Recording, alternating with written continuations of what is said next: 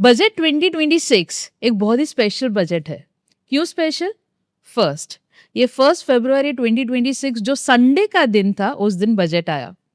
Second, Sunday generally markets बंद होते हैं, पर इस संडे हमने देखा कि मार्केट्स जो थे वो कंटिन्यू रहे। Third and very important thing, ये माघ पूर्णिमा का दिन था, जो एक बहुत ही ऑस्पिशियस दिन माना जाता है। अब ये बजट इंडिया और इंडियंस के लिए भी इतना ही ऑस्पिशियस रहेगा, ये समझने के लिए आज प्रार्थनास पीओवी पर स्वागत करते हैं हम 3 एक्सपर्ट्स का, जो पैनल डिस्कशन में हमें बताने वाले हैं कि ये बजट हमारे लिए क्या क्या लेकर आया है। सबसे पहले हमारे साथ जुड़े हैं सीए ध्रुविक परीख, जो चेयरमैन है बड़ौदा के ICAI कमेटी के। ध्रुविक जी, बहुत बहुत स्वागत है आपका। Thank you ma'am. इनके साथ जुड़े हैं सीए रिकिन पटेल जी। सीए रिकिन जो रीजनल मेंबर है ICAI के, और वो गुजरात रीजन को रिप्रेजेंट करते हैं। Thank you so much and welcome to Prarthana. Thank you madam, thank you. और हमारे साथ जो तीसरे एक्सपर्ट है वो है सीए उचित शुक्ला। उचित जी, आपसे हमारी ऑडियंस पहले भी एक बार मिल चुकी है। करेक्ट। ये एक बहुत ही अच्छे और एक्सपर्ट स्पीकर है, तो उनकी एक्सपर्टीज और उनके साथ आज हमारे साथ दूसरे और 2 एक्सपर्ट जुड़े हुए हैं, जो हमें बताएंगे बजट 2026 हमारे लिए कैसा रहेगा।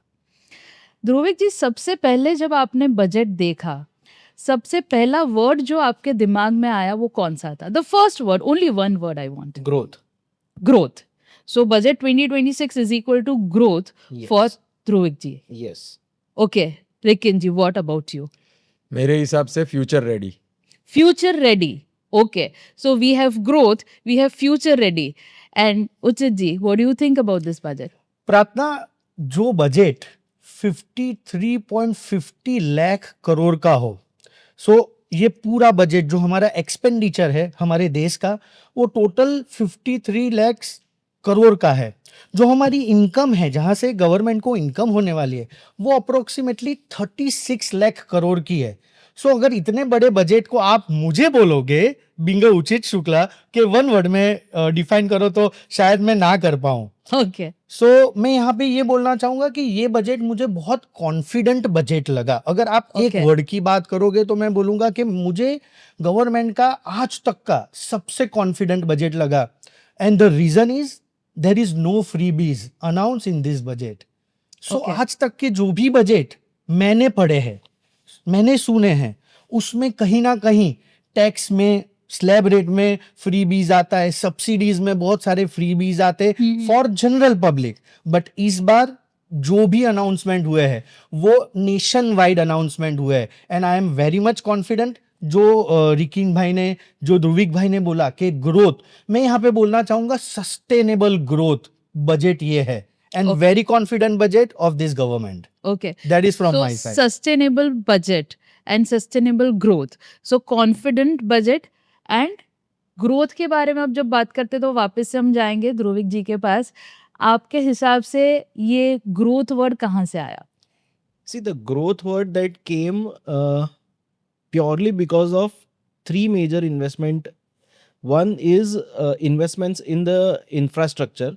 Correct. Second, investments for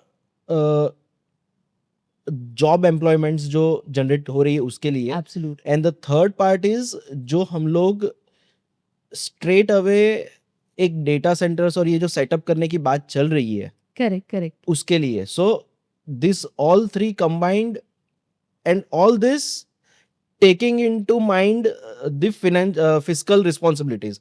so overall पूरा कंसोलिडेट करते हुए भी हमें फिस्कल रिस्पॉन्सिबिलिटी को ध्यान में रखते हुए ये प्रेजेंट किया गया है।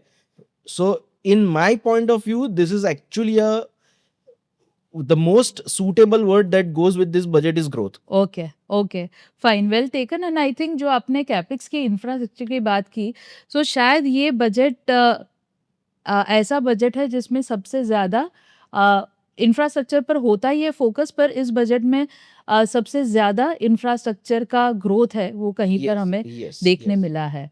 तो रिकिन जी, आपका कुछ फॉरवर्ड मूविंग? प्रार्थना जी, मैं बोलूँ, मैंने फ्यूचर रेडी क्यों बोला, क्योंकि ये बजट, ये मेरा पॉइंट ऑफ व्यू है, this is my POV, sure, कि ये बजट 2047 को ध्यान में रखकर बनाया गया है।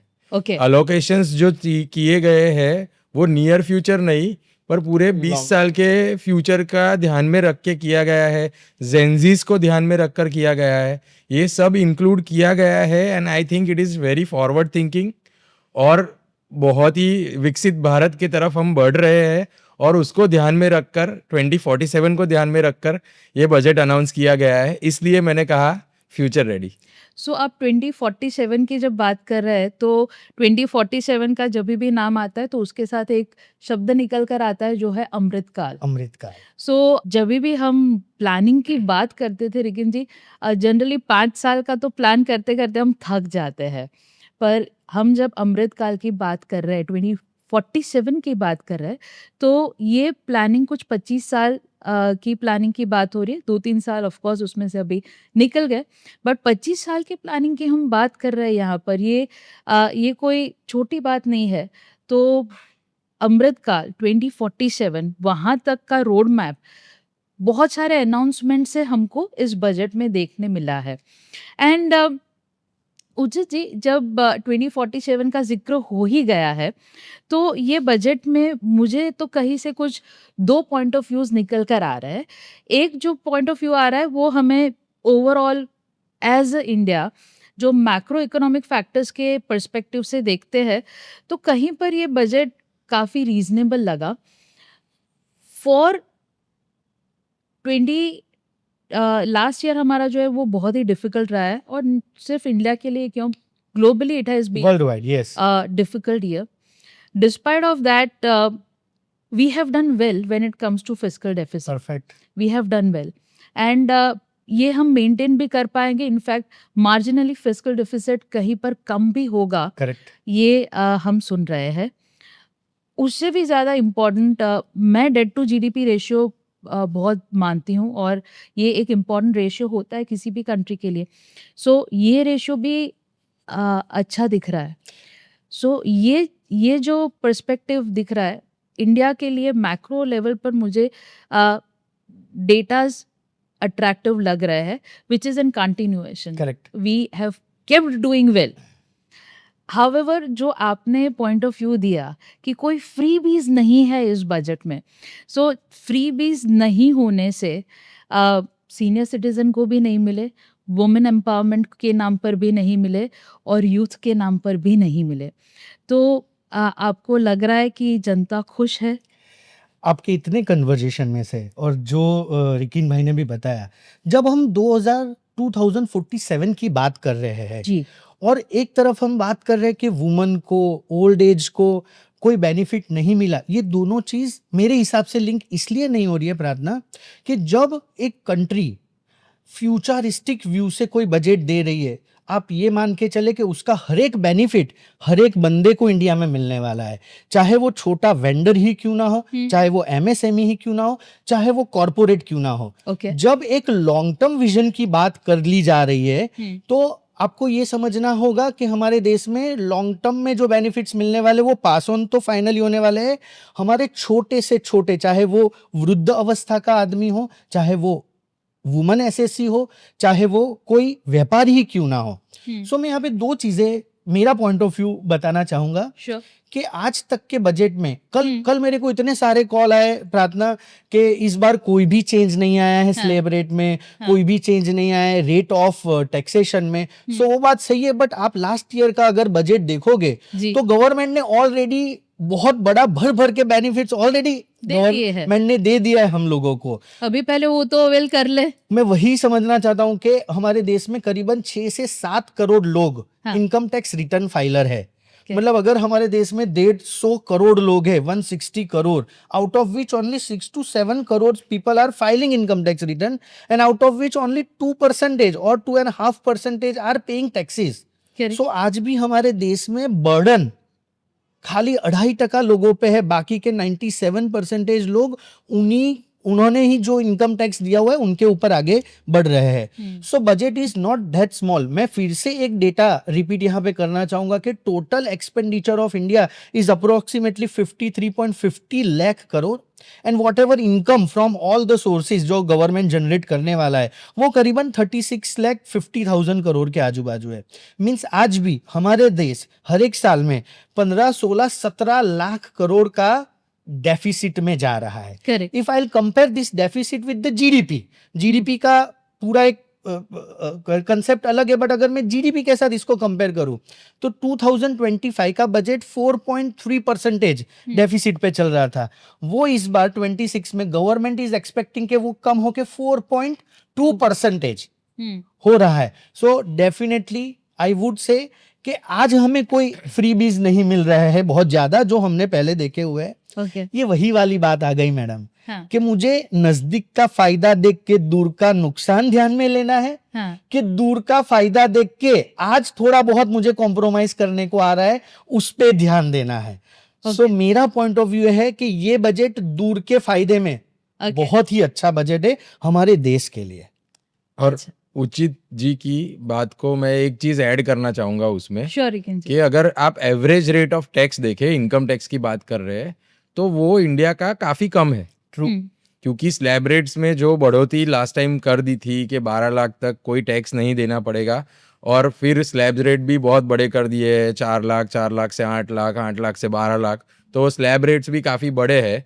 तो उस वजह से एवरेज रेट ऑफ टैक्स देखेंगे ना तो वो 10-15% पे आ रहा है। करेक्ट। वो दूसरे कंट्रीज से अगर आप कंपेयर करेंगे तो काफी कम है। और उसका एक मेन रीजन ऐसा भी है कि गवर्नमेंट का मेन फोकस अब डायरेक्ट टैक्स पे नहीं बट इनडायरेक्ट टैक्स पे है। तो कलेक्शन की जो इन्होंने बात की कि ये पैसे जो हमारा बजट इतना बड़ा है उसके पैसे कहाँ से आएंगे, तो अर्लियर डेज में या कुछ सालों पहले वो फोकस मेनली डायरेक्ट टैक्स पे था, पर वो अभी they have shifted to indirect tax, और डायरेक्ट टैक्स में लिबर्टी ऑलरेडी दे दी गई है। तो डायरेक्ट टैक्स का कलेक्शन एज सच गवर्नमेंट का काफी कम है, इसलिए इस बार हमने कोई फ्रीबीज नहीं देखे हैं, क्योंकि ऑलरेडी वो फ्रीबीज आपको दिए गए हैं। बहुत सही बताया रिकन जी। और जो मैंने फिस्कल डेफिसिट की बात की, तो कहीं ना कहीं ये डिस्कस करना इसलिए भी इम्पोर्टेंट था कि एक ये कन्फ्यूजन या एक क्वेश्चन सबके दिमाग में आ रहा था कहीं से कि क्योंकि टैक्स में रिलैक्सेशंस ऑलरेडी मिलने शुरू हो गए। 2025 सॉ टू मेजर अनाउंसमेंट्स, जहाँ पर एक अनाउंसमेंट हमने इनकम टैक्स का देखा और वहाँ पर भी हमको कहीं पर राहत मिली। तो मतलब हमारी राहत मतलब गवर्नमेंट का कहीं पर नुकसान है। If I am getting my numbers right, you can correct मी। कुछ 22% जैसा जो गवर्नमेंट का रेवेन्यू है वो इनकम टैक्स से आ रहा है। करेक्ट। और दूसरा जो है जीएसटी भी कुछ 15% जैसा कंट्रीब्यूट करती है 20% गवर्नमेंट के से। इनकम को। तो वहाँ पर भी हमने रिलैक्सेशन देखे। अब यहाँ अगर इनकम कम हो रही है तो डेफिसिट बढ़ने के चांसेस जो है वो ऑफ कोर्स बढ़ जाते हैं। But despite of that when we saw the numbers कि नहीं भैया डेफिसिट नहीं बढ़ रही है, तो हम इस बात को रिजॉइस कर सकते हैं, खुश हो सकते हैं, क्योंकि अगर सरकार डेफिसिट में जाएगी तो कहीं ना कहीं पर वो हमारे लिए भी बैड न्यूज़ ही है। उसका एक और मैं फैक्टर ऐड करता हूँ कि Sure. डेफिसिट क्यों कम हो रही है, क्योंकि टैक्स बेस बढ़ रहा है। पहले क्या था कि 1 करोड़ लोग टैक्स दे रहे थे, टैक्स में कंट्रीब्यूट कर रहे थे, चाहे वो डायरेक्ट टैक्स हो या इनडायरेक्ट टैक्स हो। अभी वो टैक्स बेस बढ़ रहा है। Now we have 5 lakh people, 6 lakh people who are paying their taxes और who are contributing to direct and indirect tax. तो वो टैक्स बेस वाइडन हुआ है, इस वजह से डेफिसिट की इम्पैक्ट थोड़ी कम हुई। सही। रिकन जी, जब आप टैक्स की बात कर ही रहे हैं तो इस बजट में एफएम मैम ने एक बहुत ही बढ़िया शुरुआत की थी, जहाँ पर उन्होंने रिस्पॉन्सिबिलिटी या ड्यूटीज से शुरुआत की थी बजट की। बहुत ही इन डेप्थ बजट था, ऑलमोस्ट 1.5 आवर्स जैसा कुछ रहा। सो 3 कर्तव्य की मैडम ने बात की थी कि ये बजट है वो 3 कर्तव्य के पिलर्स पर है। सबसे पहले उन्होंने बात किया कि विकसित भारत, तो ये पहला कर्तव्य है जिसकी उन्होंने बात की थी। दूसरी जो उन्होंने बात की थी वो लोगों के एस्पिरेशंस फुलफिल करने की तरफ बात की थी। और तीसरी जो कर्तव्य की बात है वहाँ पर हम सबका साथ सबका विकास, मतलब मैडम कहना चाहते थे कि कोई भी गांव हो, कोई भी ज़िला हो या कोई भी इंसान हो, उन सब तक जो ग्रोथ है या विकास है वो सब तक पहुंचना चाहिए। तो ये 3 कर्तव्य की बात मैडम ने की। कहीं पर कुछ मिसिंग लग रहा है आपके हिसाब से? अगर आपको मौका दिया जाता, अगर आपको एफएम बनने का मौका दिया जाता, तो ये 3 कर्तव्य के सिवाय आपको लगता है कि आप कोई 4th, 5th या n नंबर ऑफ कर्तव्य इसमें जोड़ना चाहेंगे? मैडम वो तो जितने जोड़ने चाहेंगे उतने जुड़ते जाएंगे, ओके। पर निर्मला मैडम का एक स्टाइल रहा है, उन्होंने हर बार बजट को, this was the 9th budget presented by her, sure. तो उनका एक स्टाइल रहा है कि हर बार उन्होंने बजट को एक थीम दिया है ओके। और वो थीम के हिसाब से बजट प्रेजेंट करते हैं ताकि लोगों को जल्दी समझ में भी आए ओके। और लोगों को पता चले कि गवर्नमेंट का फोकस कहाँ पे है। ओके। तो इस बार उन्होंने ये 3 कर्तव्य में उसको डिवाइड किया है और ये जो कर्तव्य है वो अभी के नहीं है, ये गवर्नमेंट के ये कर्तव्य पहले से रहे हैं कि सबका साथ सबका विकास हो या विकसित भारत का विजन हो, और हर बजट में लोगों की इच्छाएं क्या है उस पे फोकस तो होना ही चाहिए। तो ये 3 कर्तव्य पहले से रहे हैं, पर इस बार का थीम ये था और निर्मला मैडम ने ट्राई किया है कि इस तरीके से उसको प्रेजेंट करें। यहाँ पे मैं एक चीज ऐड करना चाहूंगा प्रार्थना। जी जी उचित भाई। ये गवर्नमेंट जो है ना वो थीम बेस्ड चलती है, मुझे बहुत अच्छा लगता है। ओके। और जब आप बजट का फाइन प्रिंट देखोगे हाँ। तो उसमें सबसे पहले आपको दिखाई देगा विकतशील भारत। सो विकसित भारत जिसको बोलते हैं, डेवलपिंग नेशन। जी। सो इंग्लिश में अगर मैं बताऊं तो जी। So there are 2 types of nation, develop nation and developing nation. Sure. तो ये हमारे बीजेपी गवर्नमेंट की थीम क्या रही है, डेवलपिंग नेशन टिल 2047। और Correct. जिस दिन, आज भी मुझे पता है कि 2047 का बजट होगा, आप मुझे इसी तरह से यहाँ पे वापस बुलाओगे और तब मैं बोलूंगा कि now India is a developed country. So मुझे ये इनका थीम बहुत अच्छा लगा कि विकतशील Bharat, developing country, developing nation, और हर एक चीज उसी के लिए यहाँ पे अनाउंसमेंट होता जा रहा है कि हर एक बेनिफिट 10 साल के लिए, 20 साल के, 21 ईयर्स, 22 ईयर्स। तो दैट इज व्हाट 2047 में ये गवर्नमेंट हमारे देश को डेफिनेटली डेवलप, हम लोग हमारे देश को डेवलप देखना चाहते हैं, यही थीम पे हम लोग आगे बढ़ रहे हैं। उचित जी, आपको तो ये थीम अच्छी लगी, आपको भी रिकिन जी अच्छी लगी, पर ध्रुविक जी, ये ममता बनर्जी मैडम को बहुत जचा नहीं। उन्होंने जो स्टेटमेंट दिया उसमें कहा कि ये बहुत ही हमटी डमटी बजट है और उनको तो कुछ मिला नहीं है, उनके लोगों को कुछ मिला नहीं है। And not only Mamata ji but opposition से काफ़ी लोग नाखुश है इस बजट को लेकर।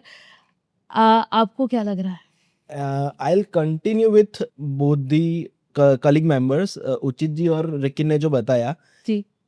अभी तक का पूरा फोकस रहता था हमको फ्रीबीज में क्या मिल रहा है। ठीक है। This government this time has taken a very steep step, जहां पर उन्होंने फ्रीबीज को प्रमोट करने की जगह पे, अभी आप मेरे को बताइए, we are a nation with a demographic majority of the people between 25 to 40 years. करेक्ट। This is the time for us to give to India, not Wow. to expect freebies from government. So, और government is not selling ice creams, वो हर किसी को खुश नहीं कर पाएंगे। और अगर इसी के कंटिन्यूएशन में, अगर अपने चक दे इंडिया में एक बहुत ही फेमस डायलॉग था, हाँ हाँ। जहाँ पे वो प्रीति सब्रवाल या जो है वो चंडीगढ़ स्टेट की कैप्टन थोड़ी लेट आती है, तब उनको कबीर जिस टोन में बात करते हैं कि if you are playing for a state, you can go and play for the state, you come here and contribute for the nation. What is that particular state doing for nation? We should focus more on that. हर एक budget में हर एक state के लिए हमेशा कुछ नहीं होगा। We should also focus what we are contributing for country. So we should ignore that, बोलते रहेंगे लोग। वो डायलॉग था ना, मुझे कोई स्टेट का नाम सुनाई नहीं सुनाई दे रहा है, ना। मुझे तो मेरे देश का नाम सुनाई दे रहा है, इंडिया। ऐसा इंडिया। Good, great. राइट। वैसे भी ध्रुविक जी, जब तक ना प्रार्थना पीओवी पर मूवी की बात नहीं होती ना, तब तक ये पीओवी में मज़ा नहीं आता। तो आपने चक दे इंडिया एक बहुत ही बेहतरीन शानदार मूवी है, और उसको बहुत बहुत ही खूबसूरती के साथ आपने बजट के साथ कनेक्ट किया। Thank you so much for bringing that point of view on Prarthana's POV show. Uchit ही टैक्सेशन को लेकर 2-3 चीज़ें हैं जिस पर थोड़ा क्लैरिटी हम आपसे समझने की कोशिश करेंगे, और of course all of us are we can join the discussion.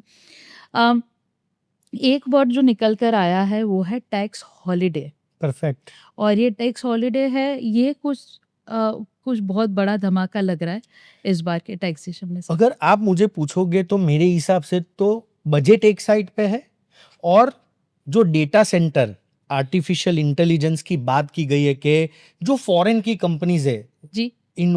Government is inviting them कि यहाँ पे आओ, आप यहाँ पे काम करो, एआई पे, उसके डेटा सेंटर पे, और आप फ्रीबीज ले जाओ।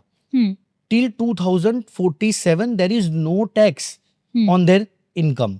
इतना बड़ा, मतलब आज तक मैंने बहुत बार देखा है कि 1 साल का एग्जम्पशन दिया है, 5 साल का दिया है, 10 साल का दिया है।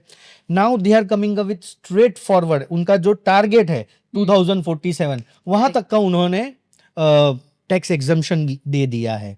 उसमें बहुत सारी अच्छी बातें ये भी की है कि खाली टैक्स एग्जम्पशन देने से कोई फायदा नहीं है। उसमें एक वर्ड उन्होंने इस बार यूज किया था, safe harbour rule. Okay. I am coming on that point, safe harbour rule वो क्या है? सो सेफ हार्बर रूल ये बता रहा है कि अगर कोई फॉरेन एंटिटी यहाँ पे इनकम अर्न कर रही है इंडिया में, और अगर उनका इनकम 2000 करोड़, ये पहले 300 करोड़ था, उसको बढ़ा के गवर्नमेंट ने लिमिट कर दिए 3000 करोड़। ओके। आप उसका 50%, 15% अगर प्रॉफिट दिखा देते हो, okay. so there is no tax dispute between the government and that entity. Okay. So छोटे छोटे एसएससीज के लिए सेक्शन 44 एडी करके एक सेक्शन गवर्नमेंट ने ऑलरेडी अनाउंस कर दिया, बहुत सालों से चल रहा है 44 AD, 44 AE, there are many such sections.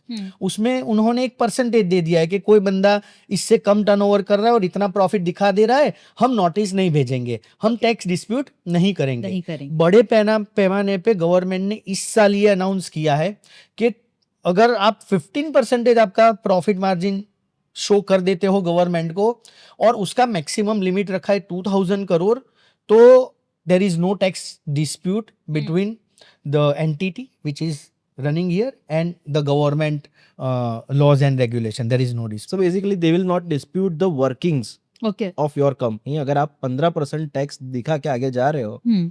so they would not question your working. Correct. Great. Bottom line वो है। और ये 15% कहाँ से आया? तो ऐसा नहीं है कि ऐसे ही रख दिया कि 15% है तो चलेगा। They have studied the industry, कि इंडस्ट्री में ओवरऑल प्रॉफिट मार्जिन्स क्या रहते हैं, और यहाँ पे अगर आप सर्विस प्रोवाइड कर रहे हो तो क्या प्रॉफिट मार्जिन रहेंगे, वो सबको स्टडी करके एक नंबर पे आए हैं विच इज 15%। ओके। ओके। तो ऐसा नहीं है कि 15% भी ऐसे ही रख दिया है, पर वो इंडस्ट्री स्टडी करके जनरली ये प्रॉफिट मार्जिन रहता है, इसके आसपास प्रॉफिट मार्जिन रहता है, इस वजह से वो 15% लाया गया है, ताकि ज्यादा डिस्प्यूट ना हो, कंप्लायंसेस भी थोड़े कम रहे वो एंटिटी को। ईज ऑफ डूइंग बिजनेस जिसको हम, बिल्कुल। इतना ही नहीं है।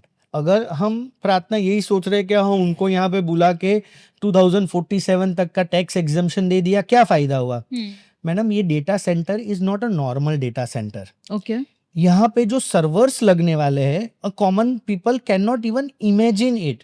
Okay. The wide range of infrastructure will be needed, wide range of computer and servers are needed. उसके लिए काम करने के लिए जो वायर मैन्युफैक्चरिंग कंपनीज है, इसको काम करने के लिए जो बंदे अपॉइंटमेंट होने वाले हैं, मतलब an number of opportunity will be flowed after this. ऐसा नहीं है कि उनको टैक्स एग्जम्पशन दे दिया तो बहुत अच्छी बात हो गई। गवर्नमेंट का विजन है कि इसके पीछे जो बेनिफिट्स मिलने वाले इंडियन लोगों को, जिसकी आप बात कर रहे थे कि यूथ को कोई बेनिफिट नहीं मिला, वुमेन एसएससी को कोई बेनिफिट नहीं मिला, ये उन्हीं के लिए बेनिफिट है। यहाँ पे ही उन्होंने इनडायरेक्ट बेनिफिट दिया है। Lot of employment opportunities would be create. Yeah, that is what I was going to ask. So in continuation to that, जो इंपोर्ट हो रहा है हमारा सोलर पैनल्स मैन्युफैक्चर करने के लिए, जो ग्लासेस मैन्युफैक्चर होते हैं जी उसके अंदर जो कंपोनेंट्स यूज होते हैं उसके इंपोर्ट ड्यूटी पे भी उन्होंने रिलैक्सेशन दिया है। करेक्ट प्लस जो अदर अर्थ मटेरियल्स है उसको ज्यादा प्रमोट करने के लिए उनके लिए स्पेशल कॉरिडोर्स जो अभी साउथ में प्रमोट किए गए हैं जी जी उसको भी एक लाइन पे लेके आए हैं कि we need to channelize this all resources in such a way कि ये जब इंडस्ट्रीज क्लाउड वाली यहाँ पर आती है डेटा सेंटर सेटअप करने के लिए, तो they are not in search of other electricity और other materials which are not that easily available. तो it is not a very, और एक स्टेप नहीं है, जो अनाउंसमेंट्स किए गए हैं दे ऑल आर इंटरलिंक्ड और दैट इज टुवर्ड्स 2047। आपने यहाँ पर ध्रुविक जी जो मेंशन किया रेयर अर्थ किया, आपने मेंशन किया, आपने कॉरिडोर्स का मेंशन किया, कुछ रेल फ्रेट में भी हमने 7 कॉरिडोर्स का अनाउंसमेंट सुना है। सुनने में ये सारी चीज़ें काफ़ी अच्छी लग रही है और कहीं पर ऐसा भी लग रहा है कि गवर्नमेंट एक ब्रॉडर पिक्चर पर बात कर रही है। आपने भले चक दे का डायलॉग मुझे सुना दिया, पर कहीं ना कहीं पर ये भी एक एंगल निकल रहा है कि क्या ये सिर्फ और सिर्फ विकसित भारत के लिए हो रहा है या कहीं पर कोई पॉलिटिकल एजेंडा भी इसके पीछे है, with elections coming round the corner. जो स्टेट सिलेक्शंस हुए हैं या I hope you are getting the point. यहाँ पे मैं ये बोलना चाहूँगा कि आज तक मैंने ऐसा देखा है कि नॉर्थ रीजन को हमेशा से काफ़ी बेनिफिट्स ज़्यादा प्रोवाइड कर दिए जाते हैं। I may be wrong, okay but that is what my POV, your POV may be different. But ये बजट में मैंने ऐसा भी देखा है कि साउथ को भी बहुत सारे बेनिफिट्स अलॉट किए गए हैं। जैसे ध्रुविक भाई ने बताया कि रेयर अर्थ के लिए कॉरिडोर्स जो बने हैं वहाँ पे दिए गए हैं, कई सारे रेलवेज, फास्ट रेलवेज वहाँ पे दिए गए हैं, कई सारी वंदे भारत ट्रेन को वहाँ पे अलॉटमेंट दिया गया है। There are many more announcement with respect to southern part of the India. So हमें डेफिनेटली इंडिया इज़ वन, हमें ईस्ट नॉर्थ साउथ वेस्ट नहीं करना चाहिए, but that is my POV. और तो मेरे हिसाब से इस बार साउथ रीजन को भी अभी जोड़ने के लिए तो मैडम आप किसी को भी इलेक्शन के साथ जोड़ सकते हो। और अगर उसके लिए ही हो रहा है तो भी गलत क्या है? What is wrong in it? अभी तक फोकस नहीं मिला है, अब अगर अभी गवर्नमेंट फोकस देना चाह रही है तो what is wrong in it?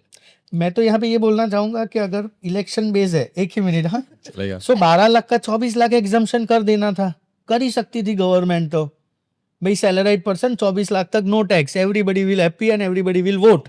यहाँ पे वोटिंग की बात करने हम लोग नहीं आए हैं। ओके बट अगर एक डेवलपमेंट की बात करें तो जैसा ध्रुविक ने बताया कि वो वेस्ट रीजन का हो रहा है, ईस्ट का डेवलपमेंट हो रहा है, नॉर्थ का हो रहा है कि साउथ का हो रहा है, फाइनली हमारे इंडिया का डेवलपमेंट हो रहा है। So exactly I am agreeing with ध्रुविक what he has said. मेरा इसमें सिर्फ एक चीज, एक पॉइंट ऑफ व्यू और है जो मैं ऐड कर रहा हूँ कि there are lot of factors जिसके बेसिस पे ये अलोकेशन होता है, परफेक्ट। जिसमें आप पॉलिटिकल फैक्टर भी जोड़ लो, अगर आप बोल रहे हो पॉलिटिकल फैक्टर वो भी जोड़ लो, ओके बट क्लाइमेटिक कंडीशंस है, वहाँ पे एग्रीकल्चर कैसा है, क्या प्रोड्यूस हो रहा है, उस हिसाब से अलोकेशन होते हैं। ओके तो ये चीज़ों का ध्यान रखकर अलोकेशन ज़्यादा होते हैं ऐसा मुझे लग रहा है।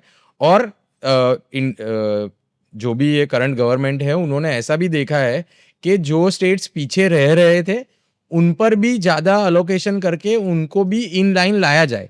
जैसे कि आप नॉर्थ ईस्ट की बात करते हैं, क्लाइमेटिक कंडीशंस बहुत डिफरेंट है नॉर्थ ईस्ट में। एब्सोल्युटली एक दिन में 3 सीजन आपको देखने को मिलती है, तो उस वजह से शायद पास्ट में आपने देखा होगा कि उनका डेवलपमेंट थोड़ा कहीं रुक सा गया था। लेकिन in past few years the government has tried कि उनको भी, उनकी तरफ भी कोई एलोकेशन करे, उनको भी कोई इंडस्ट्रीज अलॉट करे या वहाँ पे कुछ नया सेटअप करे और उनको भी इन लाइन अदर स्टेट्स के साथ लेके आए। शायद इसमें टाइम लगेगा, सब स्टेट एक जैसे नहीं होते हैं, करेक्ट इसमें थोड़ा टाइम लगेगा, बट मोर और लेस ये चीज़ पे भी ध्यान दे रहे हैं ये लोग। चलिए, अगर आप कहते हैं तो स्टेट्स को, इलेक्शंस को 1 मिनट के लिए साइड में रख देते हैं और एक ब्रॉडर बिगर पिक्चर को देखना चाहेंगे, क्योंकि जो ग्लोबल चैलेंजेस है वो मैसिव है और उन चैलेंजेस पर ध्यान देना ज़्यादा ज़रूरी है। जो एक तलवार चल रही है, जिस तलवार का नाम है ट्रम्प्स टैरिफ। तो इस तलवार को अगर ध्यान में लेकर इस बजट को स्टडी करने की कोशिश करें, नो डाउट हमने देखा है कि बहुत सारे दूसरे देश के साथ हमारे ट्रेड्स बढ़े, उसके लिए काफ़ी सारे एफटीएस किए गए हैं। अभी जो बहुत ही रिसेंटली बहुत ही जो कहते हैं सबका बाप, जो EU Mother of trade all. Agreement, mother of all trades हुआ। ये बजट कहीं न कहीं पर इन सारी न्यूज़ के साथ या इन सारी कोशिशों के साथ कहीं पर अलाइन्ड आपको दिख रहा है? मैं बताऊं इसमें, हाँ प्लीज। मैं बताऊं इसमें जी। मैडम, ट्रम्प ने जो क्लोथ्स है हमारे हुँ, फैब्रिक्स, हम्म। उस पे 50% से ज्यादा भी टैक्स लगा दिया। जी। सो हमारे देश में अभी एक्चुअली बहुत एक्सपोर्ट जो हो रहा था यूएस को, वो बहुत कम हो गया। इसके सामने गवर्नमेंट ने ये बजट में अनाउंसमेंट कर दिया, a great benefits is given to. अब कौन कौन सा बेनिफिट है, definitely it will be a time consuming, यहाँ पे मैं वो बताना नहीं चाहूंगा। जी। दूसरा, केमिकल इंडस्ट्री, हमारी फार्मा इंडस्ट्री है, they have given a huge benefits to our pharma industry also. Hmm. Third, see there are ultimately इतने सारे बेनिफिट्स उन्होंने जियो पॉलिटिक्स को देख के दे दिए हैं ये बजट में, कि इवेंचुअली आप यही बोल सकते हो कि हाँ, आज इलेक्ट्रॉनिक्स आइटम्स जो है तो उसका यहाँ पे मैन्युफैक्चरिंग स्टार्ट हो, उनके लिए उन्होंने 10,000 करोड़ रुपीस अलोकेट कर दिए है। आज हमारी जो एमएसएमई है, सो एमएसएमई को प्रमोट करने के लिए उन्होंने 10,000 करोड़ का अलोकेशन किया है, जिसमें उनको कैपिटल, भाई आज कोई भी बिजनेस स्टार्ट करने के लिए कैपिटल की जरूरत होती है, तो उसके लिए 10,000 करोड़ अलॉट करना बहुत बड़ी बात है। नॉट ओनली दैट, उन्होंने ये सीजीटी एमएससी करके जो स्कीम लाई है, उसमें एक बहुत बड़ा बजट। ये सब क्या है, ये सब आत्मनिर्भर बनने के लिए ही कर। सो हम लोगों को कहीं ना कहीं बाहर की कंट्रीज पे से अपना अगर डिपेंडेंसी हटाना है, उसके लिए ये स्टेप्स लिए गए हैं। डेफिनेटली ये बजट में बोलूंगा एंटी पॉलिटिकल बजट। आज बीजेपी ने हमारा जो भी बजट कर रहा है, मुझे तो कांग्रेस, बीजेपी, आम आदमी, उससे कोई फर्क नहीं पड़ता है, बट वोट के लिए किया गया बजट ये नहीं है, ये देश को आगे बढ़ाने के लिए डेफिनेटली किया गया बजट है। डेफिनेटली शेयर मार्केट ने इसको कुछ और तरीके से लिया है for time being, but definitely future is bright. और जी, आप कुछ इसमें ऐड कर रहे थे? सी उन्होंने जो बताया टेक्सटाइल, तो टेक्सटाइल को ऑलरेडी ये बजट में काफी बेनिफिट्स, रफली 5 मेजर बेनिफिट्स जो पास ऑन किए गए हैं। I will not go in detail for that, but this is all in line with the Trump's tariff, plus जो अभी जो ईयू, जो आपने डील की बात की, जो ईयू डील है, India is not the only country जहां पर ये टैरिफ का मार आ रहा है। जी। The entire globe is harassed by this unwarranted behavior, I would say. तो हर कोई एक alternate ढूंढ रहा है. So every country is searching for some alternate, and India has that capacity and capability to grab that opportunity. Correct.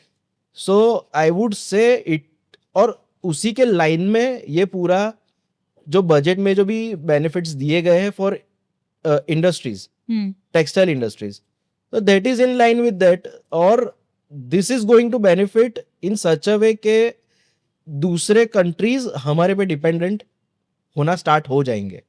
So we are that alternate towards this tariff game. Absolutely. So जो दो चीज़ें हैं, एक तो हम America पर हमारी dependency कैसे कम हो उस पर प्रयास कर रहे हैं, और जो दूसरा एक बहुत बड़ा अपॉर्चुनिटी रहता है चाइना +1। तो ये चाइना +1 स्ट्रैटेजी के लिए कहीं ना कहीं ये ना हो कि हमारे पास जो आ रहा है चाइना +1 के लिए, वो फुलफिल करने के लिए हमें चाइना के पास जाना पड़े, कहीं पर ये जाकर सिनेरियो ना हो।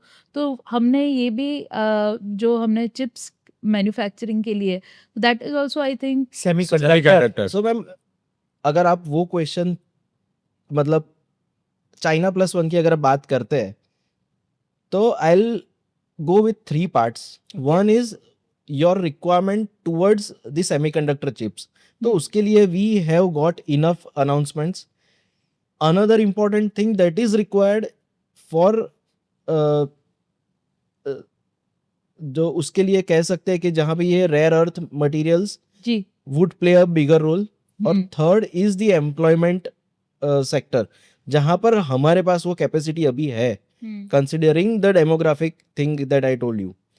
तो यहाँ पर चाइना प्लस वन के लिए ऑलरेडी हमारे पास वो कैपेसिटी है, उसको बीट करने के लिए ही ये एरियाज को फोकस किया जा रहा है। So I think China plus one के लिए हम लोग चाइना पे डिपेंडेंट नहीं रहेंगे। We are in a we are in a direction जहां पर हम लोग चाइना पे भी डिपेंडेंसी कम कर रहे हैं। अब कहीं चाइना की बात निकल रही है तो एक मुझे इंटरेस्टिंग कन्वर्सेशन याद आ रहा है। So I was having word with one of the industrialist जो टेक्सटाइल इंडस्ट्री से ही है, और वो बात कर रहे थे कि उनकी कंपनी में उनके प्लांट पे चाइनीज़ जब आए थे तो चाइना से लोग आए थे, तो ऑब्वियसली जैसे हमारा एक नेचर है इनबिल्ट, भारत की हम बात करते हैं तो we are always very gracious towards everyone. So उन्होंने कुछ तारीफ में चाइनीज़ के कहा कि आप लोग कमाल हो कि अगर कोई भी चीज़ मैन्युफैक्चर करनी है, जो स्पीड के साथ आपको कुछ भी बोला जाए, कुछ भी दिया जाए, तो आप मतलब आप नहीं बोलते कि मेरे को 10 साल लगेगा, या आप 10 महीने भी नहीं कहते, आप बोलते हो कि 10 दिन में करके देंगे। तो आपका जो स्पीड होता है वो कमाल का रहता है। तो वहाँ पर ही said that to my surprise they complimented us back and they told us कि आप वो चीज़ की बात कर रहे हो, हम हैरान हैं देखकर कि इंडिया में जितने हार्ड वर्किंग लोग हैं वो हमने कहीं पर नहीं देखे कि जिस हिसाब से आप जो मेहनत कर सकते हो और जो पसीना बहा सकते हो, वो हम इतनी जगह पर इतने देश में घूमे पर हमने ऐसे बंदे कहीं पर नहीं देखे। तो वो लोग भी कहीं न कहीं हमसे बहुत ज़्यादा इम्प्रेस्ड है। लेकिन जी आप कुछ कह रहे प्रार्थना, मैं वही कहना चाहूँगा कि हार्ड वर्किंग तो है, बट स्किल सेट जो है इंडियन पीपल के पास, वो भी काफ़ी अच्छा है। जी, and we have been investing in the skill sets. हम यूनिवर्सिटीज़ बना रहे हैं, डेटा सेंटर्स बना रहे हैं, रिसर्च के लिए पैसे इन्वेस्ट कर रहे हैं। ये सब इसीलिए कर रहे हैं कि skill sets of Indian people बढ़े, काफ़ी अच्छा हो, इम्प्रूव हो। जी, और हम इम्प्रूवमेंट की तरफ है। और जैसे इन्होंने बोला कि डेमोग्राफिक एडवांटेज तो है, हमारे पास पॉपुलेशन है, वी हैव पीपल। सबसे इम्पोर्टेंट जो है वो है इंडिया के लोग, जी, जी, तो वो हमारे पास ऑलरेडी है। हमारा पॉपुलेशन काफ़ी अच्छा है और इसलिए हमारे पास लोग ऑलरेडी है। उनको थोड़ा शार्पन करें, उनको थोड़ा हम एडुकेट करें, उनको थोड़ा हम उनमें थोड़ा इन्वेस्ट करें, then India, I think India can beat any country in the world. With the help of your channel, I would like to urge something. Sure, India में जो सर ने बोला बहुत ही सही बात है कि population is good, geographical benefits are there. जो ब्रेन ड्रेन हो रहा है, अभी भी हो रहा है, whether you are accepting it और नॉट, मैं ये चाहता हूँ कि किस तरह से गवर्नमेंट वो ब्रेन ड्रेन को रोक के इंडिया में, क्योंकि जो बाहर की कंट्रीज से ये जितनी भी चीजें नई नई नई बन के आ रही है, यूएस हो चाहे कनाडा हो चाहे ऑस्ट्रेलिया हो चाहे, वो सब में टॉप पोजीशन पे almost Indians are there madam. Correct, correct, so I personally want के वही सब फैसिलिटी, वही सब इंफ्रास्ट्रक्चर, वही सब बेनिफिट्स अगर वो दिमाग वाले लोगों को यहाँ पे मिलता है तो no one wants to go abroad. So कहीं ना कहीं ट्रम्प साहब की मेहरबानी से हाँ, जो वीजा के ये सब लफड़े किए तो लोग अभी बोल रहे चलो इंडिया में ही रहते, तो that is a good part for our country. अभी हमारी कंट्री को इसको संभाल के एक प्लेटफॉर्म देना है जिससे वो लोग बाहर जाने का ना सोचे और हमारा टैलेंट हमारे पास ही रहे। So that step is required to be done. तो आप जो ब्रेन ड्रेन की बात कर रहे हैं उचित जी, कहीं पर ये बजट बहुत ही इंटरेस्टिंग मेरे लिए इसलिए भी रहा है क्योंकि इस बजट में युवा के लिए कुछ ऐसी बात या कुछ ऐसी अनाउंसमेंट हुई जो आज तक हमने नहीं सुनी थी, and there they talked about orange economy. Correct. Now this is something which is very new for me. आप लोगों ने शायद ज़्यादा बजट पढ़े होंगे तो आप मुझे बता सकते हो, पर ये ऑरेंज इकोनॉमी मैंने तो आज तक कहीं पर नहीं सुना जहाँ पर गवर्नमेंट कुछ ऐसा इनिशिएटिव ले रही है कि एक तरफ ना अगर किसी भी फैमिली में आप देखो कि किसी भी माँ बाप को जाकर पूछो कि भैया क्या शिकायत है, तो सबकी एक ही शिकायत होती है बच्चे से कि यार वो बहुत ज़्यादा कंटेंट कंज्यूम कर रहा है। जब देखो तब वो स्क्रीन लेकर बैठा है। और ये ऑरेंज इकोनॉमी की बात करिए तो वहाँ पर कहीं पर अ, ऐसा लग रहा है कि गवर्नमेंट हैज़ एक्सेप्टेड कि भैया स्क्रीन टाइम बढ़ रहा है, ये बढ़ने ही वाला है, इसमें आप कुछ नहीं कर सकते।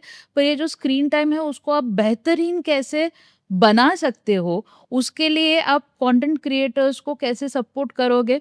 आप जो एनिमेशन इंडस्ट्री है उसको कैसे सपोर्ट करोगे? तो इसके लिए कुछ अनाउंसमेंट आए? Yes, we are the first one to announce about the orange economy. ये एक पूरा पॉलिसी शिफ्ट है। सो अर्लियर डेज में द पॉलिसी वाज फॉर, जैसे कि मैन्युफैक्चरिंग है, इंफ्रास्ट्रक्चर है, एग्रीकल्चर है। अभी ये पॉलिसी शिफ्ट हुआ है to digital creation, to creators, जैसे आपने बताया गया। ये जेनजीज को दिमाग में रखकर ये पॉलिसी शिफ्ट किया गया है। नाउ द जनरेशन जो आने वाली है या आ चुकी है, जी। बट अभी जो लाइक द अर्निंग स्टेज जिनका है वो जेनजीज है, जी। तो उनको ध्यान में रख के ये पूरा पॉलिसी शिफ्ट किया गया है। From that they are going to create employment. Digital creation से या डिजिटल ट्रांसफॉर्मेशन से वो लोग एम्प्लॉयमेंट क्रिएट करना चाह रहे हैं। वो चाह रहे हैं कि टेक्नोलॉजी को उसमें इन्वॉल्व कर दे और पूरा एक जेनजीज को एक नया विजन दे। आपने जैसे बोला कि बहुत डेटा कंज्यूम हो रहा है, वो डेटा कंजम्पशन के बाद उसमें से कुछ निकल के आना चाहिए। खाली कंज्यूम करते जा रहे हैं वो नहीं चलेगा। तो उस तरफ फोकस डाल के the lot of investments have been made this time in this budget. And जो आपने जो बताया ना कि इसके पहले जो आप पॉइंट ले रहे थे कि स्किल्ड एम्प्लॉयमेंट की जो बात कर रहे थे, तो यहाँ पर हमने ये भी देखा कि इस अनाउंसमेंट में उन्होंने ट्रेनिंग को एक बहुत ही ज़्यादा इम्पोर्टेंस दिया है। और ये पूरा जो सेगमेंट है उसमें क्वालिटी लाने के लिए आप ट्रेनिंग प्रोवाइड करो, उसके लिए भी उन्होंने बहुत बढ़िया अनाउंसमेंट्स किए हैं। So this was something very important. और मुझे जो पहले लेकिन जो मैंने आपको बोला कि अगर आप फाइनेंस मिनिस्टर होते तो आप क्या करते, मुझे लगता है कि कहीं पर अगर आप होते तो आप भी कुछ इस लाइन पर तो सोचते, because you are someone who is very well connected with Gen Z and you understand them. शायद यहाँ हम जितने बैठे उसमें आप शायद उनके साथ बहुत अच्छे से कनेक्टेड है, आप उनको बहुत अच्छे से समझते हैं। सो आपको कुछ फोन्स आए इसके बाद बजट के बाद? खुश थे, जेनजीज काफी खुश थे कि हमारे तरफ भी ध्यान दिया गया है। हाँ। और the government is thinking something different. तो आई थिंक मेरे को जो एक दो लोगों से मेरा इंटरेक्शन हुआ उसमें वो लोग काफी खुश थे। Great great. सो जेनजीज को हमने कवर किया है इस बजट में, हमने इंफ्रास्ट्रक्चर की बात कर ली। एक दूसरा जो वर्ड निकल कर आया, कहीं ना कहीं पर लास्ट ईयर भी जो डेटा थे और जो सेक्टर्स थे जिसने बहुत बढ़िया किया, उसमें से एक सेक्टर था टूरिज्म। करेक्ट। हाँ, अब टूरिज्म तो अच्छा कर ही रहा है, पर इस बजट में एक और वर्ड निकल कर जो आया वो है मेडिकल टूरिज्म। तो भैया ये क्या चीज़ हो गई और ये क्या टूरिज्म में एडिशन करने वाला है? So India is known for its ancient Ayurvedas. अगर आप देखेंगे तो सदियों से ये चलता आ रहा है। जो आयुर्वेदा इंडिया के पास है, आई थिंक वो और कोई कंट्री के पास नहीं है। और आयुर्वेदा के पास हर बीमारी का हल है। तो अभी गवर्नमेंट ने ऐसा सोचा कि क्यों ना उसको प्रमोट करे। ओके। क्यों ना हम सबको बताए कि हमारे पास जो है उससे आप सबकी हर बीमारी का हल हो सकता है। Sure. तो they have started investing in that. तो 3 बड़े आयुर्वेदा सेंटर्स खोले जाएंगे। ओके। जिसमें सारी आयुर्वेदा रिलेटेड ट्रेनिंग्स होंगी, रिसर्च होगा, उसमें सबको सिखाया जाएगा what Ayurveda is all about and how it can help people of our country as well as other countries. तो उसको प्रमोट कर रहे हैं और उसपे से ये वर्ड आया है मेडिकल टूरिज्म जो बताया गया है। तो इंडिया में सिर्फ लोग टूरिज्म के लिए आ रहे थे, अभी वो टूरिज्म के साथ साथ अपनी ट्रीटमेंट करवाने के लिए भी आएंगे। आएंगे। Sure sure. There is one more amendment with respect to tourism. Okay. Sir ने लोगों को लाने की बात की, मैं लोगों को बाहर जाने की बात कर रहा हूँ कि जो लोग घूमने जा रहे हैं, TCS रेट कट रिडक्शन। सो जो बाहर जा रहे हैं उनका टूर पैकेज होता है, हाँ। उनके ऊपर मैडम 20% TCS लगाया था गवर्नमेंट ने, और तभी हमने सोच लिया था कि ये कोई मूव जेन्युइन मूव नहीं है। Okay. TCS to track the record के भाई कितना बंदा, जैसे उचित भाई बाहर जा रहे हैं तो कितनी बार बाहर जा रहे हैं, कितना खर्चा हो रहा है, that percentage if it would be 2% also then the purpose is solve. So 20 क्यों रखा था? 20% आज 10 लाख का पैकेज क्यों कोई है? यूरोप जा रहा है और उस पर 20% अगर आप TCS लगा के वो आप विदहोल्ड कर रहे हो आपके पास, सो गवर्नमेंट का ये बहुत इनवाइटेड मूव रहा। ये 20% से कम करके गवर्नमेंट ने स्ट्रेट फॉरवर्ड इसको 2% कर दिया है। सो पता नहीं ये चीज मुझे यहाँ पे बोलनी चाहिए ये प्लेटफॉर्म पे कि नहीं, but I being a very honest with my audience और योर ऑडियंस रादर टू से, कि बहुत सारे फॉरेन टूर के पेमेंट जो अदर वे राउंड हो रहे थे, ओके। जो ऑनलाइन नहीं हो रहे थे, वो ये मुंह से शायद ऑनलाइन में कन्वर्ट हो जाएंगे। क्योंकि आज कोई मुझे भी बोलेगा कि 20% you have to pay more and withhold as advance tax, so मुझे भी वो एक पेन होता था। बट आज 2% देने के लिए anybody will be happily ready कि चलो भाई मेरा अगर वाइट मैं ऑनलाइन पेमेंट कर सकता हूँ तो इट इज बेटर। सो मेरे हिसाब से बहुत अच्छा मूव है। जो currency other way round use हो रही थी वो शायद कम हो सकती है मेरे हिसाब से ये चेंज से। और इसमें मैं एक मेरा POV दे दूं श्योर। कि ये जो 2% TCS है, टेक्निकली अगर बात करें तो ये TCS की क्रेडिट भी आपको आपके इनकम टैक्स रिटर्न में मिलेगी। Yes, that is advance tax. मतलब जस्ट एक एग्जांपल ले हम, अगर एक एग्जांपल हम ऐसा लेते हैं कि 100 रुपए का आपका फॉरेन एक्सपेंडिचर हुआ फॉरेन ट्रिप का, कोई टूर ऑपरेटर के साथ आपने ये फॉरेन ट्रिप बुक कराई, 100 रुपए उनको दिए, तो ये 2 रुपए TCS एडिशनल आपसे लेंगे। ठीक है, पर ये जो 2 रुपए है वो आप जब आपके इनकम टैक्स रिटर्न फाइल करेंगे तो उसकी क्रेडिट में 2 रुपए मिल जाएंगे। मतलब आपको टैक्स भरना है 10 रुपए का, तो ये 2 रुपए माइनस हो जाएंगे, अब आपको 8 रुपए ही भरने हैं। करेक्ट। अभी तक 20 रुपए देने थे वो 20 कुछ केसेस में 5 और 7 थे, वो कुछ ही केसेस में 20 थे। हाँ, उसके अंदर खाली 20%। वो पूरा जो रेंज है वो 5 से 20 तक का था। That has been reduced entirely to 2%. Entirely to 2%। Main purpose TCS लाने का था कि ट्रांजैक्शन को ट्रैक कर पाए। आप अगर ट्रांजैक्शन को ट्रैक कर रहे हैं, जैसे कि मेरी अगर फॉरेन ट्रैवल बहुत है और मैं फॉरेन ट्रैवल में खर्चा करता हूँ 20 लाख और मेरा इनकम टैक्स रिटर्न जाता है 10 लाख का, तो that is not in line. तो वो ट्रैक करने के लिए TCS लाए थे। जो रेट उचित जी ने बताया कि काफी ज्यादा था, अभी they have reduce to 2%। Tracking तो वैसे भी हो ही रहा है। करेक्ट। तो बेटर है उसको रिड्यूस कर दो ताकि किसी का पैसा ब्लॉक ना रहे। ये मूव कहीं पर करेंसी स्टेबिलिटी में हेल्प करेगा? करेंसी स्टेबिलिटी के मैडम बहुत सारे फैक्टर होते हैं। क्या? एक चीज मैं थोड़ा बोलूँ तो, पहले क्या होता था कि डॉलर की प्राइसेस आप बता रहे हो, जैसे कि डॉलर से कंपेयर होता है because it is world wide used currency जो है वो डॉलर थी, तो इसलिए मैं डॉलर का एग्जांपल लेके बता रहा हूँ कि Indian rupee to dollar was से फॉर एग्जांपल 55 और 60। इंडियन गवर्नमेंट या RBI बोलते हैं, RBI इसको गवर्न करता था कि इसमें ज्यादा फ्लक्चुएशंस ना आए। पर करंट गवर्नमेंट का ये व्यू रहा है कि हम RBI को नहीं बोलेंगे या कोई और फैक्टर से इसको गवर्न नहीं करेंगे। ये जो अगर भले ही बढ़ेगा हमको उससे कोई फर्क नहीं पड़ता है। We would trade in Indian rupees rather than dollars. तो इस वजह से भी थोड़ा ये हाइक है। दूसरे बहुत सारे फैक्टर्स है, this is not the only factor जिससे ये डिफरेंस थोड़ा अभी बढ़ रहा है, but this is one of the factor के जो RBI उसको रेगुलेट करता था वो अब नहीं कर रहा है। Can I add here something? Yes बिल्कुल। सो फॉरेन करेंसी मतलब हमारे देश में पब्लिकली डॉलर, हमारे देश की मैं बात करूं तो everybody is looking at the dollar price. Correct. But मैं बोलना चाहूंगा कि now you compare Indian rupees with yen, फिर आप पकड़ लो के पाउंड, फिर आप पकड़ लो के दुबई का अपना AED। There are many currencies which are there in the world. Correct और अब आप परसेंटेज में चेक करो, हमारा करेंसी इतना डिवेल्यूएट नहीं हुआ है। डेफिनेटली यूएस के सामने हो रहा है, आज 92 क्रॉस हो गया, दैट इज डिफरेंट मैटर।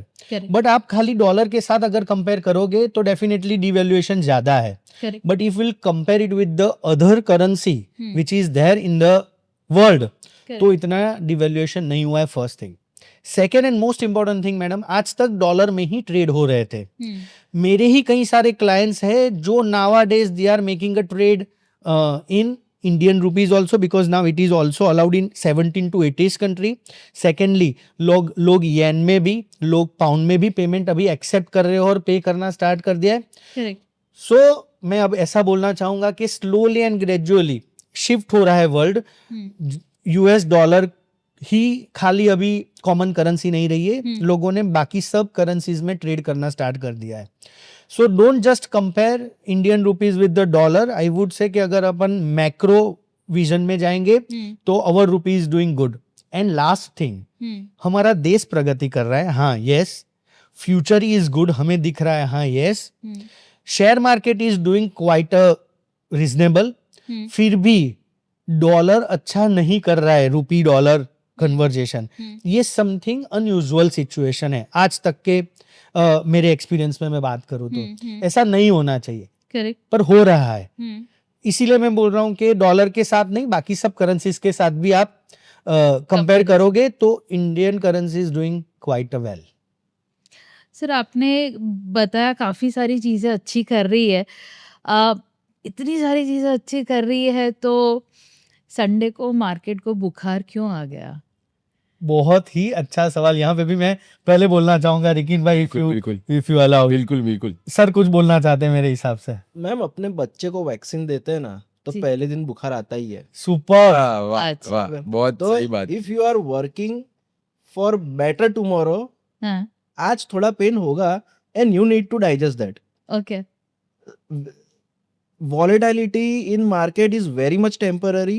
जो इम्पैक्ट अपना बेटर गुड के लिए है, फ्यूचर के लिए है, उसके लिए थोड़ा पेन आज होगा। We should not compare the budget based on the volume और the volatility in the market, share Okay. Market. Okay Budget is much more a bigger picture than the share market.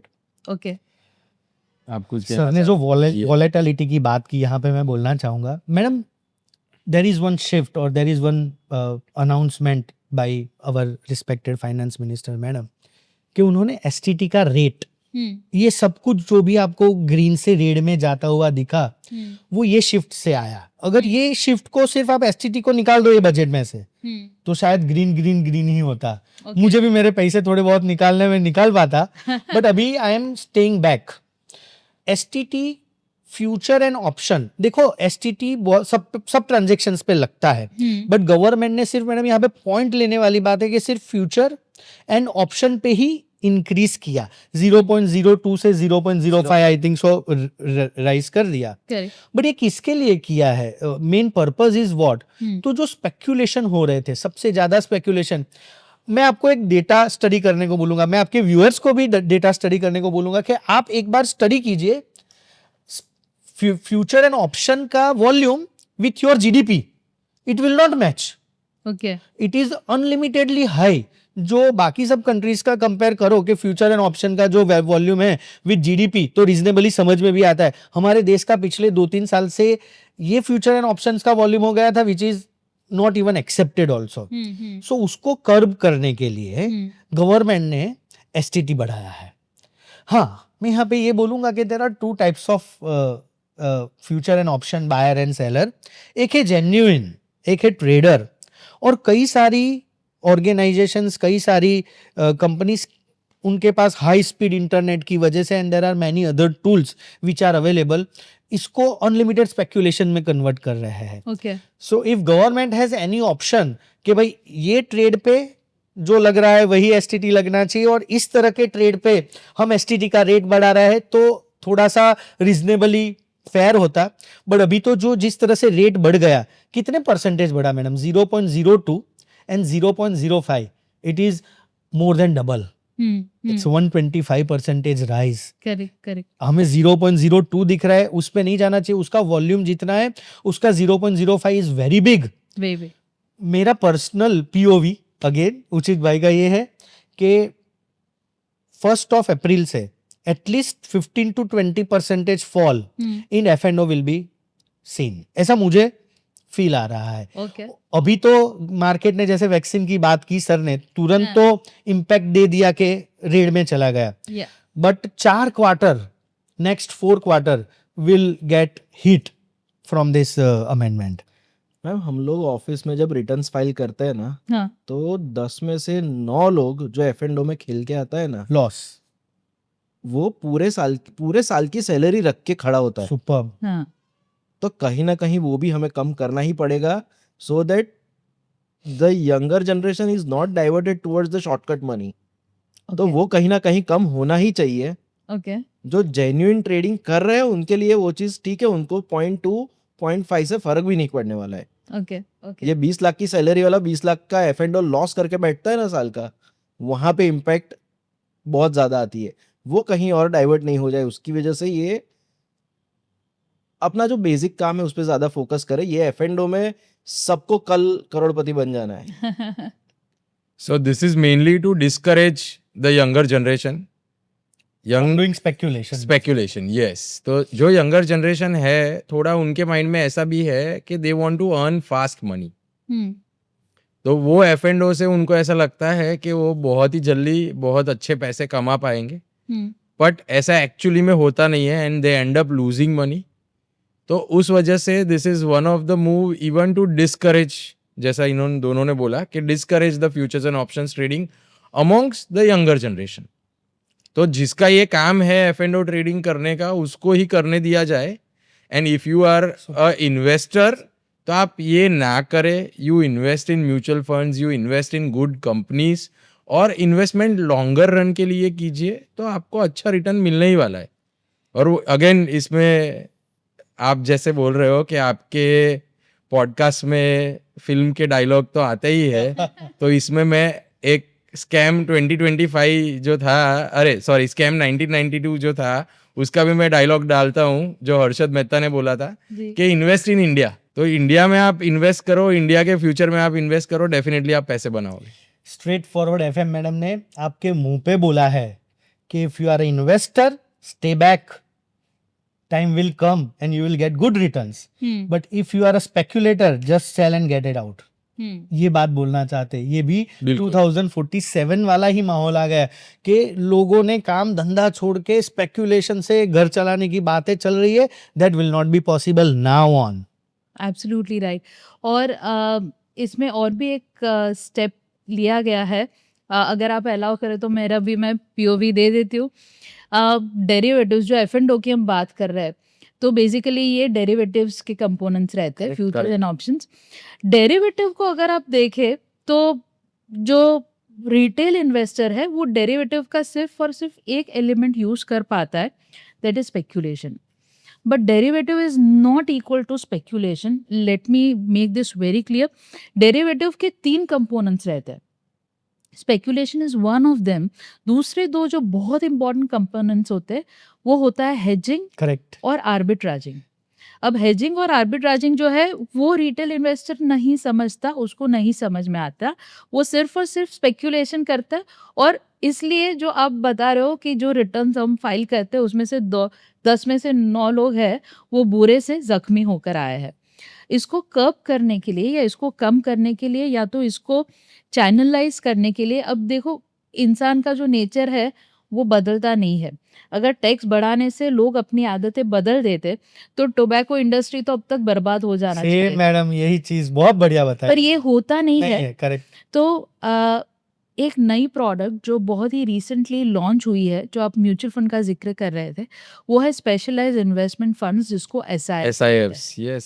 So SIF लाने के पीछे भी कहीं ना कहीं पर ये पर्पस है कि जो लोग F&O करना चाहते ही है, आप अपने हिसाब से अपना दिमाग चलाकर न करें, पर आप SIF के माध्यम से F&O में एंटर हो सकते हैं, जहाँ पर जो प्रोफेशनल्स है, फंड मैनेजर्स है, वो अपनी एक्सपर्टीज यूटिलाइज करके करेक्ट। आपके लिए एक पोर्टफोलियो क्रिएट करते हैं, जहाँ पर सिर्फ स्पेक्यूलेशन नहीं है, पर स्पेक्यूलेशन का रिस्क कम करने के लिए वहाँ पर हेजिंग और आर्बिट्राजिंग भी यूज सुपर, होगा। परफेक्ट। तो होपफुली देखिए मार्केट कैसे रिकवर करता है और कैसे ये with a pinch of salt इस न्यूज़ को कैसे वो एब्जॉर्ब करता है। आपने एक बहुत अच्छी बात कही मैडम इसमें, कि जिसका जो काम है उसको वो करना चाहिए। तो अगर मेरा काम शेयर मार्केट में इन्वेस्ट करना या फ्यूचर्स एंड ऑप्शंस में ट्रेड करना नहीं है, जी तो मुझे वो नहीं करना चाहिए। और जो फंड मैनेजर्स है, जो लोग डे इन डे आउट ये पूरा स्टडी करते हैं, जी उनको ये करने देना चाहिए। और आपने बहुत सही बताया है, म्यूचुअल फंड्स है, SIFs है, बहुत सारी ऐसी चीज़ें हैं, बहुत सारे इन्वेस्टमेंट टूल्स है जिसको काफ़ी सारे फंड मैनेजर्स गवर्न करते हैं। तो उन पे ट्रस्ट रख के इन्वेस्ट कीजिए, बहुत अच्छा रहेगा।